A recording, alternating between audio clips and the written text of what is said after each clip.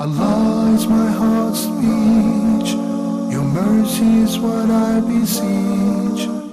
Keep in my heart your remembrance, and in your deen allow me to advance. Help me in my quest. Permit me to pass the ultimate test. Help me in my quest. Permit me to pass the ultimate test. Assalamu alaikum wa rahmatullahi wa barakatuh, and welcome to a new episode of Ask Huda. Bismillahir Rahmanir Rahim. Praise be to Allah alone, we will praise Him and we seek His help. Whomsoever Allah guides is the truly guided one, and whomsoever Allah leaves astray, no one can show him guidance. May the best peace and blessings be upon Prophet Muhammad sallallahu alayhi wasallam. Dear brothers and sisters, it's nice to be with you once again during the blessed month of Ramadan. May Allah accept from all of us. Let me remind you first of all with our phone numbers and contact informations. For those who would like to contact us live today, area code for the phone numbers 002, then the number is 0238555248 or 249, and the email address is ask@huda.tv, and the Facebook address should appear on the screen as well. Of course, we're pausing now with regards to recording the pre-recorded answers for the Facebook questions due to the month of Ramadan. Everybody is busy, the studio is also constantly busy, and so on. So inshallah, after Ramadan we'll resume uploading the episodes to answer the email questions and the Facebook questions, inshallah azza wa jal. Barakallahu feekum. We didn't really have pending questions, alhamdulillah wa shukrillah, but we have many email questions as well. The first one we have is from Ismail from Nigeria. He said sometimes people perform audible prayer, and he means with audible prayer the prayer where we recite out loud, such as Fajr, Maghrib and Isha, and in Maghrib and Isha in the first two rakahs. So he said sometimes we offer them silently. Is this acceptable? The matter of reciting out loud in these prayers is sunnah. So if the person did not recite out loud, the prayer is still valid, but it will be recommended to pray two prostrations for forgetfulness, which are known as sajdatay sahw, whether before taslim or after taslim. After the person finishes the entire prayer, it is recommended, in case that you forgot a sunnah or violated anything in the prayer and you made it up, to pray the two sajdas by the end without tashahhud afterward. So what you will do is you will sit, you do your tashahhud, and if you're ready to make taslim, you can make taslim right, left, then you make two extra prostrations with the intention of sujood sahw. Then afterward you sit up and you make taslim right away without reciting the Durud Sharif or at-tashahhud one more time. Okay? And as I said, this is sunnah. There's also another thing relating to this question, which is, what if the person is reciting in a singular prayer? He's by himself. What should he do? It is recommended in the loud prayer that the person would also recite in an audible voice that he can hear himself in these prayers. As I said, once again, reciting out loud is a sunnah, is not a wajib thing. So reciting in the singular prayer out loud also is recommended, but not really loud, only in a way that you can hear yourself. Similarly, the nawafil relating to these prayers or offered during their times. If I'm praying sunan before dhuhr or after dhuhr, that will be without any voice. I recite secretly, whether an imam or a ma'moom, or there is a sunnah or nafil. But if it is the sunan or the nawafil at night and before Fajr, after sunset, we have the Maghrib, Isha and Fajr. And in between, if any person were to offer nawafil, you have the choice to recite in yourself secretly or to recite out loud. It will be better if you recite in a voice that you can hear. What about women leading the prayer? We initially said that women are allowed to pray in congregation, and they will also receive the reward of praying in jama'ah. And in this case, if they are led by a woman who is a good reciter, or the best of the group who are offering the prayer in this regard, that is acceptable as well. And she would recite in an audible voice so that she can hear herself and those who are with her can hear her. Unless if she is in an area where men who are not mahram to her may hear, then the recitation will be limited to herself. Assalamu alaikum wa rahmatullahi wa barakatuh. Wa alaikum assalam wa rahmatullahi wa barakatuh. Shaykh, can you hear me? I can hear you. Can you introduce yourself, please? Yeah, Shaykh, my name is Amir. I'm calling from Dubai, UAE. No. How are you, Shaykh? I'm fine, alhamdulillah. Thank you for asking, Amir. All right. Assalamu alaikum. I'm not sure if you heard that. I have a few questions, Shaykh, which I wanted to ask you. First of all, sometimes the non-Muslims here in Dubai or UAE, they wear non-modest clothes, so the aura shows off. So is this something which invalidates the wudu? This is one of the questions I have. You said sometimes the non-Muslims in your area do what? They're not wearing modest clothes.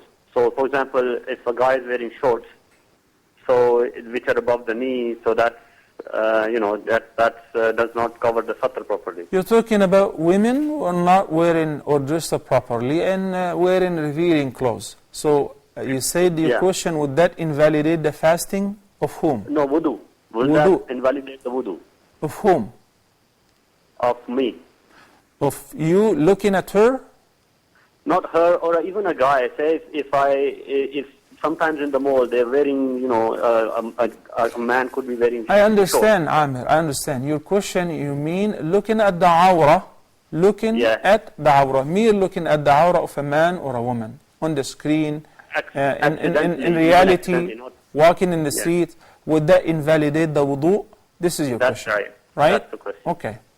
Second. All right. I have a couple of other questions. Is that okay if I go ahead and ask? Yeah. Okay. I was calculating the zakat and I was getting a bit confused on a couple of points. First of all, calculating the zakat on the land which I'm already making some regular payments for, so it has not been handed over to me yet. Is that zakatable? That's a question I have. And the other one is, if I've bought some gold in the recent months with some spare cash that I had, should I calculate the zakat on that as well, even though a year hasn't passed? Secondly, I'm an expert in Dubai. Amir, So if I have a house when you purchased the gold, how did you pay for it? Cash. Cash. So the cash was with you, and if you did not purchase the gold, you were going to pay the zakah on it on the due time, right? That's right. So you replace the cash with gold. So that is zakatable, and I will explain that inshallah as well. Okay. Okay. One short question again. No. I'm an expat in Dubai, and if I have a house in Pakistan and I have an intention of living in there whenever I move back, but in the meantime I rent it out, I give it out on rental, how do I calculate the zakat on that? Okay. All right? No. And if I have a flat in Dubai and I'm not living in it, but I get the rent from it, and I'm living in my rental property myself, how do I pay the zakat on that as well? So that's similar to the house, that you have several properties for rent. But the difference between the house and the flat, say in Dubai, is that the flat I can probably sell it anytime in the future or the near future whenever there's a good price for it. The house I have no intention of selling because that's the house that I'm going to go and settle in. No. That's the difference. No. You know, Amir, if you have a chance to watch a program that we showed last year, which is called Fiqh of Zakah, the understanding of Zakah in the light of the Quran and the Sunnah, it would help you a great deal to understand and comprehend the concept of Zakah. Yes, inshallah, I will answer your questions, but this is a friendly advice for everybody, especially those who possess some ownership or properties and they don't know how to go about it, and they ask several questions, they are all repetitive. This program is very, very helpful. The program is called Fiqh of Zakah. If it is not aired currently on the screen, you can actually download it from the YouTube or any other website that has Fiqh of Zakah by Huda TV. Barakallahu feekum. Sultan from United Arab Emirates. Assalamu alaikum, Sheikh. Wa alaikum salam wa rahmatullahi wa barakatuh. How are you, sister? Alhamdulillah. My question is about Salah. Naam.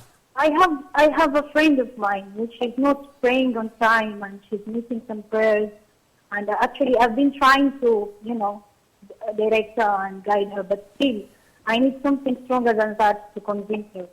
Plus she's oversleeping like this. She doesn't give the time of praying. How we can help or how we can advise this kind of person? Does she fast? She's fasting. Why is she fasting? Pardon? Why is she fasting? Why does she fast? I cannot hear you, sorry. Why does she fast? She's fasting because she's Muslim.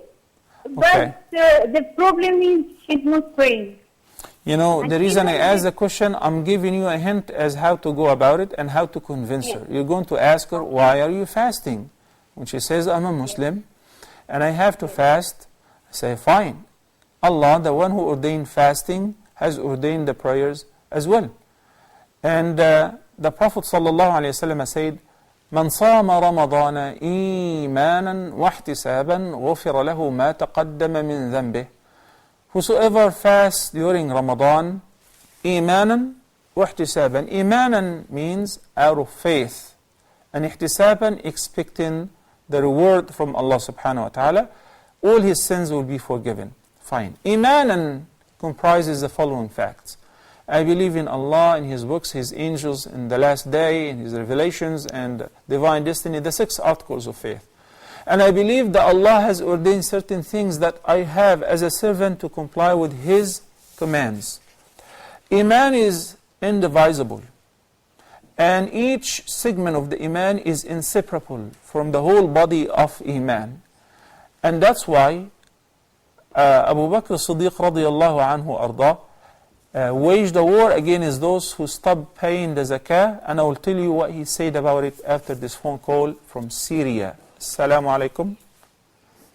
We have Fahim from Denmark. Assalamu alaikum. Assalamu alaikum, Sheikh. Wa alaikum assalam wa rahmatullahi wa barakatuh. Sheikh, I have 2 questions. The first one is, a non-Muslim asked me that why will Allah torture disbelievers for eternity if He is merciful? Why would Allah torture the disbelievers? I'm glad you said the disbelievers. For an eternity if He is merciful. For? Like, for an eternity in the hellfire. Okay. Why would Allah send the disbelievers eternally into the fire of hell, right? Yes. Okay. Yes. And the second question is that can we read Surah Ikhlas, Al-Falaq and An-Nas instead of Dua Qunut and Witr prayer? What about it? Fahim? Yes. Yeah, what about it? Reciting Surah Al-Ikhlas? Yes, Surah Al-Ikhlas and Surah Al-Falaq and An-Nas. Can we read these surah instead of Surah Al-Qunut and Witr prayer? Oh, in the Qunut. Yeah. Oh, not in the standing for after Al-Fatiha itself. Yes, after Al-Fatiha, yes. Okay. Yeah, Jazakallah khair. Wa jazakum. Brother Ramiz from United Arab Emirates. Assalamu alaikum. Wa alaikum assalam wa rahmatullah, Sheikh. Sheikh, I had a question about maswak. Are we allowed to use maswak while fasting? Okay, simple answer, yes you are. Thank you, sir. You're most welcome.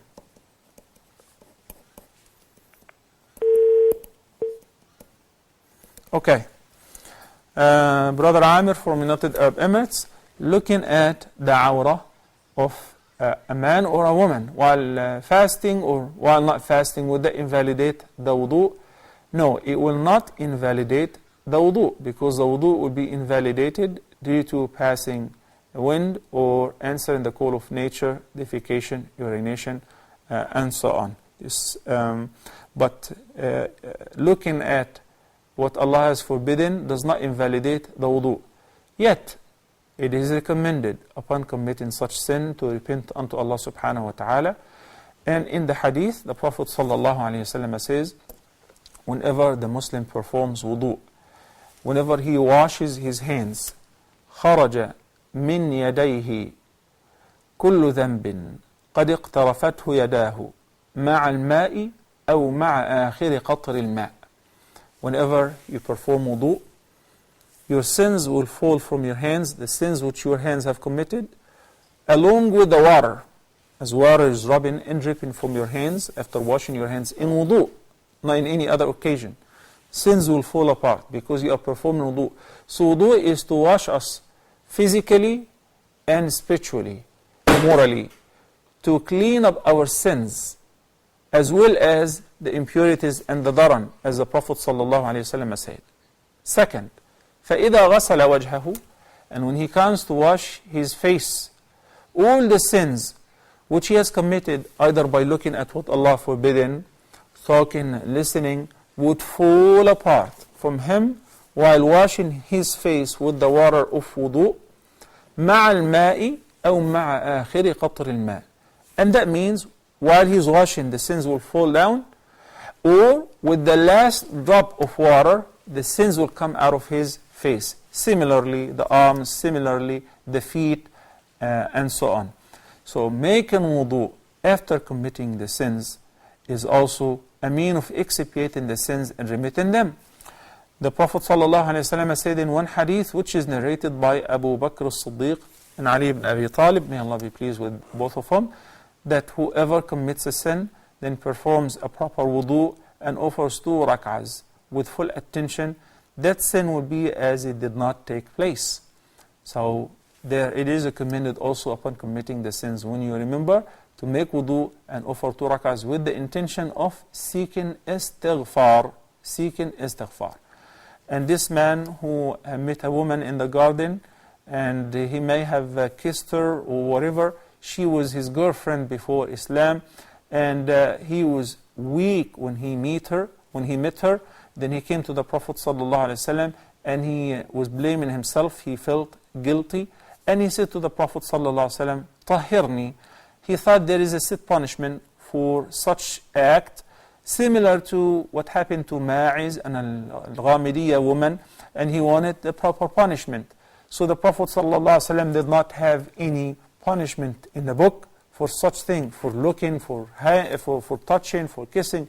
So the Prophet ﷺ did not say thing until Allah subhanahu wa ta'ala revealed this ayah. So he said, where is that man?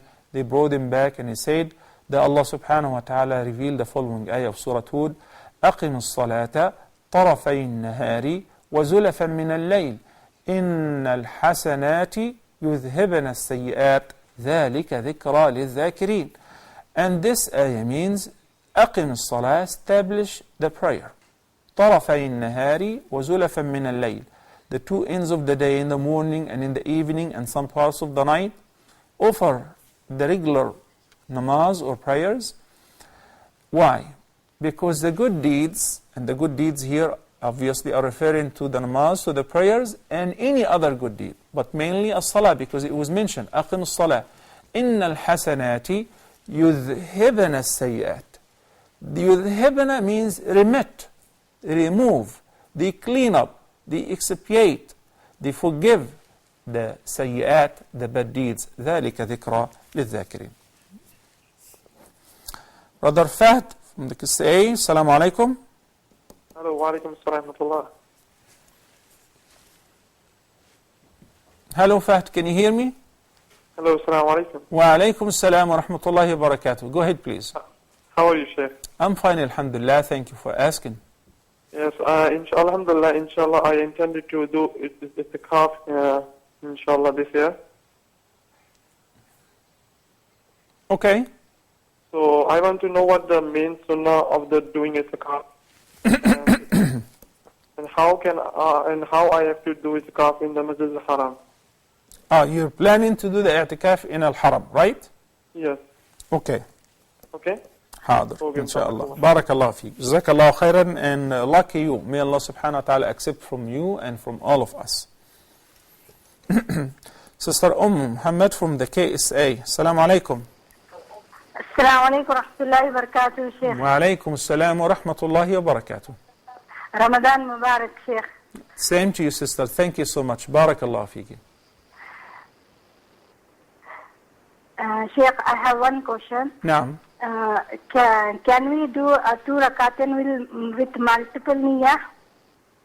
Can you do surah? 2 rakatain 2 rak'ah. Okay. with multiple niyyah, With what niyyah?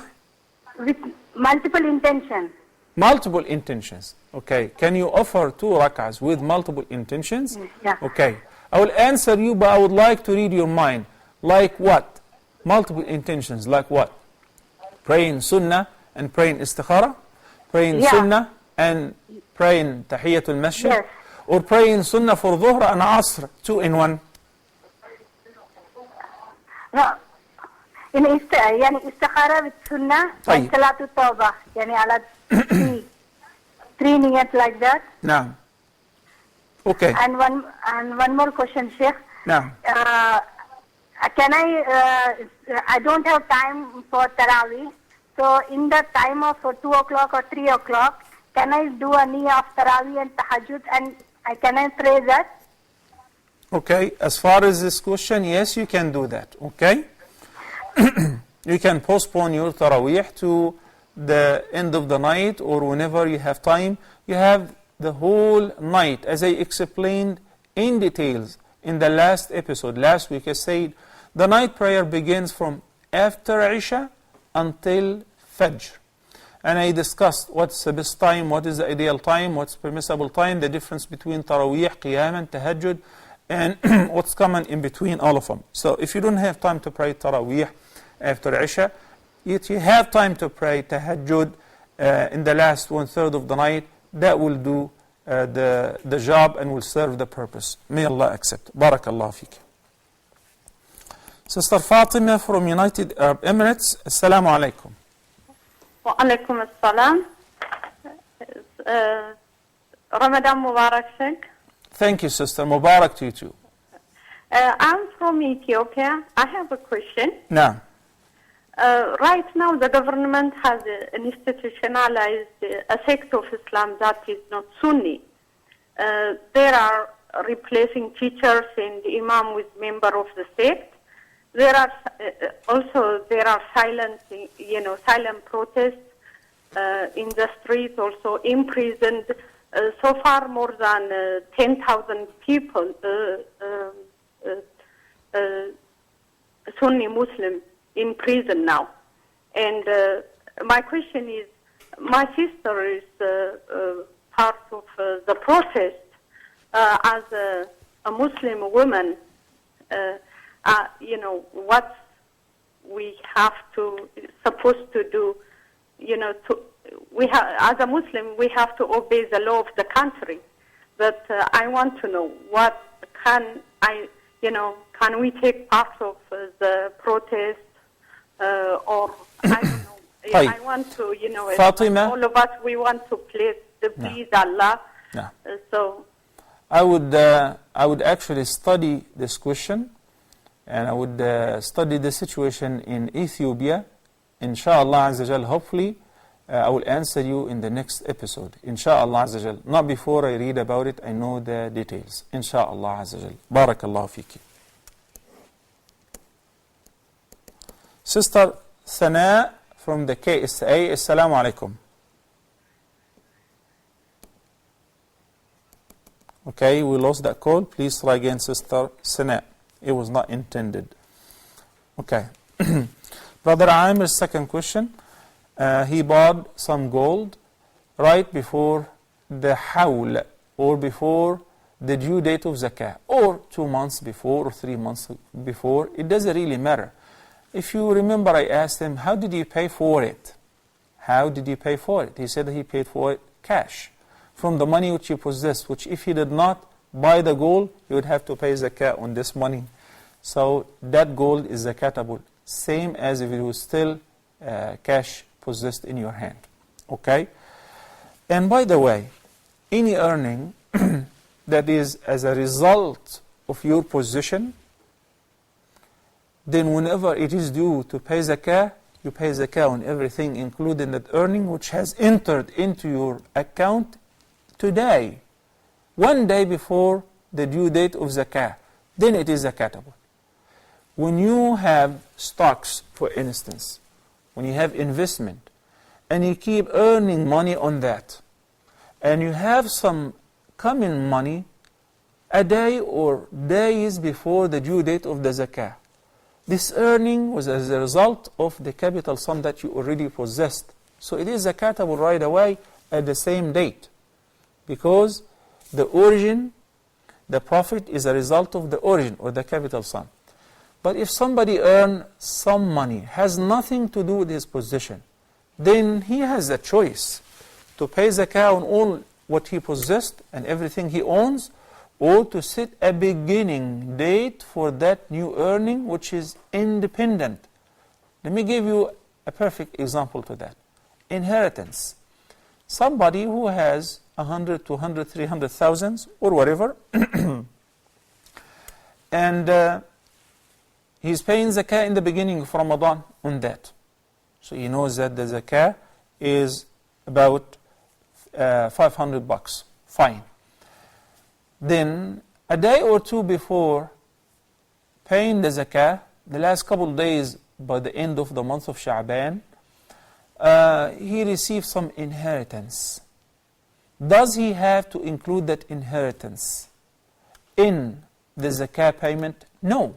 You can basically set a new beginning date and a new hawl. We call it hawl because it has to round the whole year, 12 lunar months. So you can say, okay, on the 28th of Sha'ban of this year, I earned that much. And it is zakatable by itself. So next year, at the same time, I will pay the zakah on it. This is the hawl for that independent earning. Or a gift, or a hibah, a giving. Okay? But something that was earned because of the capital sum that you already possessed, then definitely it is zakatable. Barakallah fiqh. With regards to the house and the flat, I will answer this after a few phone calls, inshallah. Assalamu alaikum. Brother Abdul Salam from United Arab Emirates. It's an Emirates day today, mashallah. Sheikh, I have one question. Now. Actually, I am working in an office where I have to deal with the liquor items. Whether means, I have to keep inventory of liquor items, and I have to, keep. This is one very important personality's office. Actually, I had to, transport these liquor items, and I have to, purchase also. So the thing is that unfortunately I regret for that, and even will my fasting be accepted by Allah? That's what my question. Okay. And if the salary I earn, will that be cursed on that? And if actually the salary is given by government, not the person I work for. No. And this is the question I am asking. Okay. Barakallah fi. Sheikh, one more question. No. How can I increase my taqwa and iman? Increasing even your if I iman, work right? here? Increasing your iman? Taqwa and iman. Okay. Jazakallah khair. وجزاكم Brother Abdul Salam. Sister Aya from Egypt. Assalamu alaikum. Walaikum salam wa rahmatullahi wa barakatuh. Go ahead, sister, please. Okay. I am reverted to Islam. Okay. Since 2005, alhamdulillah. Okay. Since then, I'm studying Islam as much as I could. No. Okay. Now, this Ramadan, before it starts, I had a niyat that inshallah I would be able to read the whole Quran. MashaAllah. But the thing is, I am a non-Arabic speaker. So what am I trying to do? I'm trying to read the Quran as much as I could, but if it's in English letters, English text, but the pronunciation... In Latin letters, yeah. Okay. But my question is, the meaning of it, of each verses in English, I wasn't able to find enough much time to understand it very well. No. Because I was like prioritizing to read the Quran. Okay. So which one is most... I will direct you, inshallah, to a very ideal way to read the Quran, inshallah. Inshallah. Barakallah fiki, Sister Ayan. Congratulations for accepting Islam. Okay, brothers and sisters, inshallah, we'll take a short break, and afterward, we'll come back to you to answer these pending questions and some more. Stay tuned.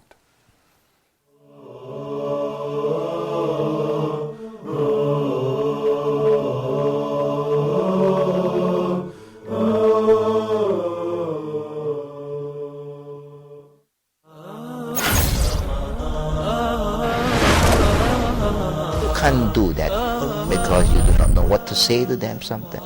At least you raise up your hand and ask Allah, oh Allah, please give guidance to this brother of mine. The importance of following Prophet Muhammad sallallahu alaihi wasallam.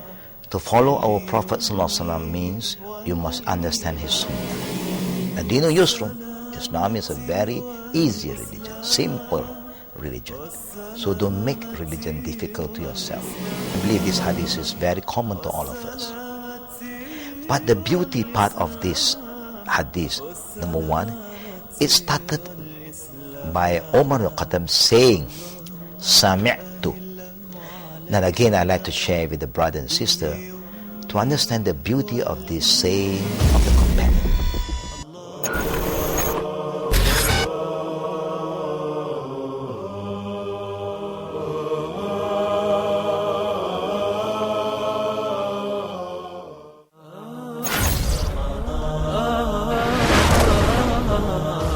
Assalamu alaikum and welcome, dear viewers from around the world, to our exciting program titled Good Answer.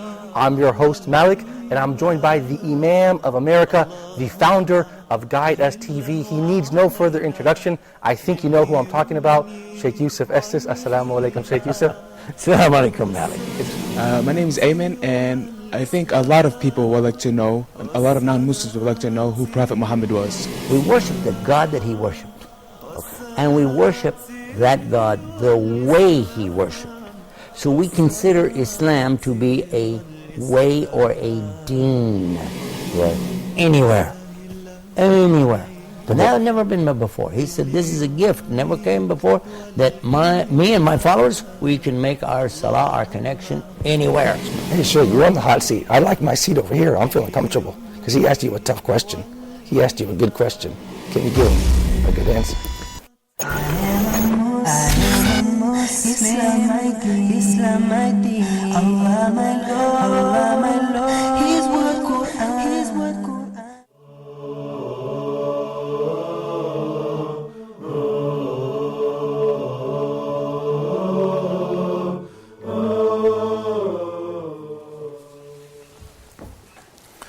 Assalamu alaikum wa rahmatullahi wa barakatuh, and welcome back. You know, brother Amir, and every brother, because Amir is the one who asked about women who walk almost have naked or naked in where he's living at, in Muslim countries I mean, and in the malls and so on. You know what I do is, and what everybody should do, before Ramadan we do our shopping, our necessary shopping for the whole month, so that we avoid any distraction, because النظرة سهم مسموم من سهام إبليس. The Prophet ﷺ said, looking at a woman or the body part of a woman which is not lawful for you, a woman who's not your mahram, not your wife, is a poisoned arrow that Satan shoots you with. So it is sahmun masmoom. And it is not only about looking or not looking, because when you look, it is not over. It leaves a black spot in your heart, and it deteriorates over time, and it can ruin your heart. One look, and another look, and a third look, and so on. So basically the accident look, which is known as nadarul faj'ah, is pardoned, because you cannot avoid it. You can just simply close your eyes or blindfold yourself and walk blind in the street. But you are ordered, and we are ordered, that if you happen to see a woman who's not registered properly to look somewhere else. I know, when you look somewhere else, you'll find another woman. Okay, look another somewhere else, you'll find another woman. This struggle for the sake of Allah subhanahu wa ta'ala will be rewarded by Allah a great deal and will lead to guidance by Allah, as Allah subhanahu wa ta'ala said by the end of Surah Al-Ankabut, وَالَّذِينَ جَاهَدُوا فِينَا لَنَهْدِيَنَّهُمْ سُبُلَنَا وَإِنَّ اللَّهَ لَمَعَ الْمُحْسِنِينَ. And those who struggle for our sake, the glory we, the royal we, في سبيلنا لنهدينه والذين جاهدوا فينا لنهدينهم سبلنا. We shall guide them to our straight path. وإن الله لمع المحسنين, and Allah will be with the good doers. So we have to keep struggling. It is very unfortunate that whenever a woman decides to be modest and decides to wear hijab, she will find a great opposition. And sometimes even government jobs would say, you're not allowed to wear this, and you're not allowed to wear that, you're not allowed to wear niqab.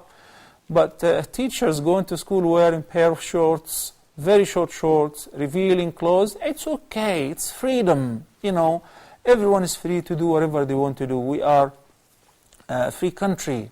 And this is nonsense. If you're talking about freedom, give the practicing Muslims the right to practice their deen. That's not available neither in the non-Muslim countries nor in many of the Muslim countries. It is very unfortunate. Okay. So what we need to do is keep struggling, make jihad against our inner desire, against Satan, against the worldly temptations, until we meet Allah subhanahu wa ta'ala while He is pleased with us. And fasting is all about that. May Allah subhanahu wa ta'ala accept. There is no much difference between looking at a woman who's wearing short skirts and tight clothes in the mall or here and there, and watching a program on the screen, even if it is the news, where a woman is giving the weather channel, for instance, and she's wearing those tight clothes. You're watching her, you're looking at her. It is the same. So lowering the gaze in this condition is also a must. قُلْ لِلْمُؤْمِنِينَ يَغُضُّوا مِنْ أَبْصَارِهِمْ وَيَحْفَظُوا فُرُوجَهُمْ ذَلِكَ أَزْكَى لَهُمْ. Assalamu alaikum wa rahmatullahi wa barakatuh. Brother Nu'man from United Arab Emirates. Wa alaikum assalam wa rahmatullahi wa barakatuh. Wa alaikum assalam, Nu'man. How are you, Sheikh? I'm fine, alhamdulillah. Thank you for asking. Do you have any questions? Okay, Sheikh, I have one question regarding the dua made by Imam during Fajr. No. Do we raise our hands, or do we let them, stay by our side? Because I've seen some people, they just leave it by their side, and there are some who raise their hands for the dua. You do raise your hands and you say Ameen whenever the Imam makes dua, even if you disagree with the opinion of limiting the qunut to Fajr prayer. But you follow the Imam. Okay? You're riding in the same train, in the same bus, and he's a driver. You have to follow him. Okay? Okay. Afwan, barakallah feek. Brother Muhammad from the KSA. Assalamu alaikum, Sheikh. Wa alaikum salam wa rahmatullahi wa barakatuh. Ramadan Mubarak. Thank you so much, and to you too, brother. Sheikh, I have a question. Naam. I am working for an European embassy. Mm-hmm. As part of my job, I have to attend for the parties. Mm-hmm. If it is European embassy, the parties mean there is a liquor, folk, dancing, woman dancing, everything is there. Mm. So I'm not running the party. We are supposed to work for the party. So if I work and if I get the money, that money is haram or not? Or can I work for this party? Okay. What do you do first of all in this job? I mean, if you don't mind. We are working as contractors. As Maintenance. Okay, maintenance. Okay, fine. Barakallahu feek, Brother Muhammad. When you say maintenance and attend the parties, okay. I'll let you slide, but anyway, when you say that parties at European countries and embassies of European countries and they have liquor, it sounds like that the Muslim countries do not have liquors, and the embassies particularly, it sounds like that. It is very unfortunate. We are going to speak about the rule, whether am I allowed to sit with them, hang around with them or not. Barakallahu feek. Sana from the KSA, Assalamu alaikum. Assalamu alaikum wa rahmatullahi wa barakatuh, Sheikh. Wa alaikum assalam wa rahmatullahi wa barakatuh. Sheikh, I want to ask about that. Is it possible that Ahl Shia boy can get married with Ahl Sunnah girl? Shia boy marry a Sunni girl? Yeah, with a Sunnah girl, yeah. No. Is it possible according to Hadith and Sunnah? Okay, Sister Sana, Barakallahu Fiki. And now let's hold on. Now. Another question is that at which age can a girl sit in itikaf? What was that again? What should be the age of a girl that she's allowed to sit in itikaf? Okay, Barakallahu Fiki. Okay, I'm sorry I have to put a hold on the phone calls until I answer these many questions, inshallah azza. Then soon after I finish or approaching the end, I will be happy to take more questions and phone calls, inshallah. Brother Amir, who has a house for rent, and he's asking about the zakah on that. When you collect the rent and you deposit it in your account, you add that up to all what you possess of investment and saving, blah, blah, blah, and you pay the zakah on all of that. Of course, you deduct from that whatever you spend on the maintenance or for any other reason. So you pay the zakah on the actual position that you have at this time, including money that you lent to others. So it is yours, okay, that you pay the zakah on it. So the rent will be zakatable, but not the value of the house. And similarly, the flat which you have and you're not planning to sell it, it becomes zakatable, the property, whenever you are a person who buys properties for sale. So it's like urudu tijara, it is a trade. So the value of this property, the retail sale, if you're selling retail, or wholesale, if it's small items or big items, is zakatable as well. But since you're not selling it, then there is no zakah on it, even if it sits there for years. Sultan from United Arab Emirates has a friend who does not pray. She prays on and off. This is similar to not praying. فخلف من بعدهم خلف أضاعوا الصلاة واتبعوا الشهوات فسوف يلقون غيا. A serious warning in Surah Maryam with regards to those who pray on and off. في سورة الماعون Allah subhanahu wa ta'ala says فويل للمصلين الذين هم عن صلاتهم ساهون الذين هم يراءون ويمنعون الماعون. Woe to those who pray and they are negligent of their prayer. Pray on and off. Some days, some prayers, whenever, once they have a chance. This is serious. A single prayer that you missed without a legitimate reason and you are awake and you are aware, this is one of the worst sins. It's a major sin. And it can actually lead to disbelief if the person does not pray at all. If the person does not pray completely, then this person is not a Muslim. And this is the opinion of the Prophet ﷺ, his companions, and the fuqaha. العهد الذي بيننا وبينهم الصلاة فمن تركها فقد كفر. So but praying on and off, the sister is getting close, inshaAllah, to be a practicing Muslim, especially that she is fasting. And I ask you, the way you approach her is to say, why are you fasting? You're fasting for the sake of Allah. Then you have to pray as well. The virtues of the prayers are beyond count. Number one, you fulfill what Allah has ordered. Number two, you waive the punishment. Number three, as-salah means sila, connection.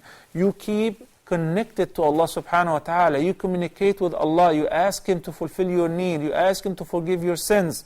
Okay? أول ما يحاسب به العبد يوم القيامة الصلاة. The first question the servant, the Muslims, will be asked about on the Day of Judgment, the first hisab is about الصلاة, the prayers. فإن صلحت صلح سائر عمله. So if the prayer was okay, then everything will be okay. But if the prayer was messed up, if he was negligent of the prayer, then everything will be messed up. Abu Bakr as-Siddiq radiyallahu anhu said, لَأُقَاتِلَنَّ مَنْ فَرَّقَ بَيْنَ الزَّكَاةِ وَالصَّلَاةِ. The ibadat, the pillars of Islam are all the same. So you pray, you must fast, you must go for Hajj if you can, and you must pay zakah if you have the means, and you have something which is zakatable. You do not select and choose. Fahim from Denmark said, why would Allah punish the disbelievers? And again, I would like you to encircle the word disbelievers. You're saying disbelievers. They disbelieve in Him. They denied His right to be worshipped. They said, we have nothing to do with you. He says, I created you. I provided for you all the means of livelihood. I maintain your life. I give you the breath, the oxygen that you breathe, the food that you eat, and when you go to the bathroom, everything is from me. And they say, no, I don't believe in you. I don't respect you, and I'm not going to worship you. So still Allah subhanahu wa ta'ala is treating them with mercy. He's treating them with mercy, with Ar-Rahman. His mercy covers Muslims and non-Muslims in this life, including the disbelievers. But when they die in this condition, and after they have received the serious warnings, and they know that Allah subhanahu wa ta'ala sent messengers and sent books, and told them about His oneness, and they still end up worshipping a cow, or a human being, or bowing down to a statue, or believing in a talisman or a ta'weed, that was their choice. It is their call.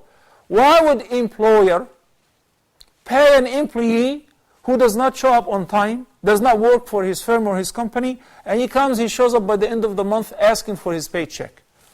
Any sane person would say this person is insane. There is no pay for you. Allah subhanahu wa ta'ala still pays them, provides for them, gives them life. And guess what? When they get sick, they say, Ya Rab. Their idol, or Jesus, or whoever they worship, does not answer, because no one answers but Allah. So He gives them shifa, He cures them, He provides for them. So that's why Allah subhanahu wa ta'ala said, after this life, no one will be eligible for the mercy of Allah subhanahu wa ta'ala but the believers. May Allah subhanahu wa ta'ala make us amongst them. أقول قولي هذا وأستغفر الله لي ولكم وصلى الله على نبينا محمد وعلى آله وصحبه وسلم. To begin next time tomorrow inshallah by answering the pending questions. I truly apologize. I didn't realize that the time slipped away out of my hand, but hopefully inshallah I'll try to make it up tomorrow. Until tomorrow, I leave you in the care of Allah. Wassalamu alaikum wa rahmatullahi wa barakatuh. Allah is my heart's speech. Your mercy is what I beseech. Keep in my heart your remembrance, and in your deen allow me to advance. Help me in my quest. Permit me to pass the ultimate